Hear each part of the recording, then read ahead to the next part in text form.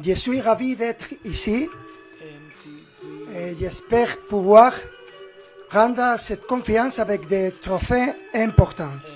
Je ne parle pas français, mais j'ai commencé à l'étudier. Merci beaucoup. J'arrive, déterminé. Dans ma salive, dans la cabine, dans tes idées. Dans la salle ou dans le building, dans les cités. Hello hello, c'est parti pour la quotidienne Mercato. Il est là, et oui, le nouvel entraîneur du PSG, Luis Enrique, a été présenté cet après-midi après la signature de son bail de 2 ans plus une année en option. Et je peux vous dire qu'il s'est fait attendre, notre Luis Enrique. 2 heures de retard pour cette conférence de presse parce que le président Nasser a eu un retard de vol. Mais les deux sont arrivés et comme baptême, qu'est-ce qu'on lui a demandé à l'Espagnol? Bah s'il comptait sur Kylian Mbappé.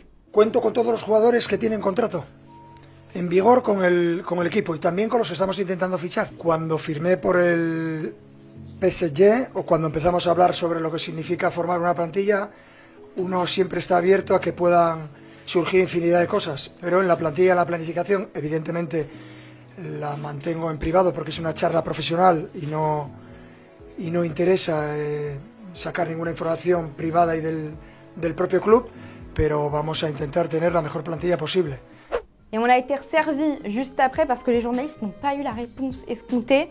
Nasser Al-Khelaifi a aussi été questionné, sauf que lui, il n'a pas parlé espagnol, ni chinois. Il a parlé français. Je ne veux pas à chaque fois répéter, c'est très clair. Si Kylian le veut, reste. Nous, on veut que Kylian reste, mais le besoin c'est un nouveau contrat. On ne veut pas léser quelqu'un, le meilleur joueur au monde aujourd'hui, partie gratuite, c'est impossible.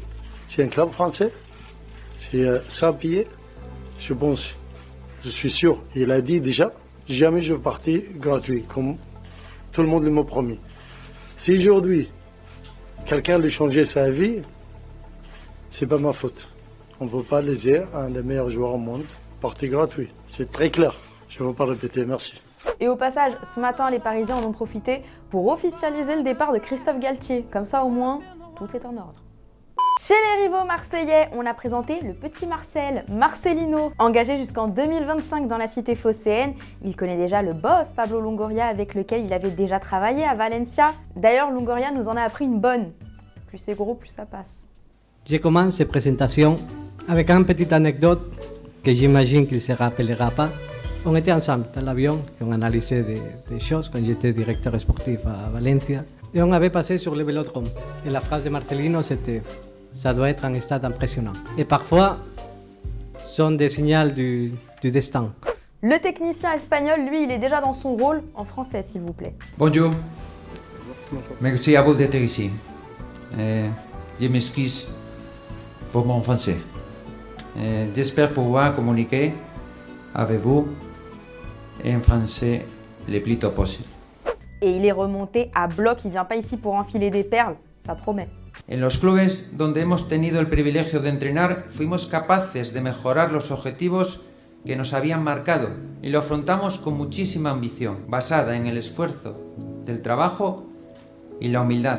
Y nuestra propuesta está basada en la intensidad, en ser un equipo dinámico, ágil y ambicioso. Je vous pose donc la question du jour. Croyez-vous en la réussite de cet Olympique de Marseille sauce Marcelino? Vous nous dites tout et demain, on sélectionnera 2 commentaires. En parlant de coach, le Brésil a un nouveau sélectionneur et ce n'est pas celui auquel vous pensez. Fernando Diniz a été nommé hier soir en tant qu'intérimaire pour une saison. Actuel entraîneur de Fluminense, il conserve ses fonctions en club en même temps jusqu'à l'arrivée en 2024 de Carlo Ancelotti. Oui, il reste encore une année supplémentaire au Real Madrid, l'Italien, puis rejoindra la Seleção pour un contrat de 2 ans qu'il mènera à la Coupe du Monde 2026. Il se met bien le Carletto. Sans transition à Chelsea, c'est l'émotion. This may not come as a surprise to you, but it doesn't make it any easier to tell you that I've made the decision to leave Chelsea. Après plusieurs semaines de rumeurs, Mason Mount a officialisé son départ 18 ans après son arrivée chez les Blues. Ce qu'il ne dit pas, c'est sa destination. Et puis ce midi, here we go, Manchester United a annoncé son arrivée. Contrat de 5 saisons, transfert estimé à 70 millions d'euros. Bon vent l'artiste. Et pendant ce temps-là, chez nos amis joueurs, Memphis Depay est au Ghana. Il passe du bon temps avec des joueurs de NFL qu'il a voulu défier. La chute sur sa feinte, c'est pépite. Et Cristiano, où est-ce qu'il passe ses vacances? À la muscu, comme chaque saison. Mais il sait se détendre avec des petits pas de danse.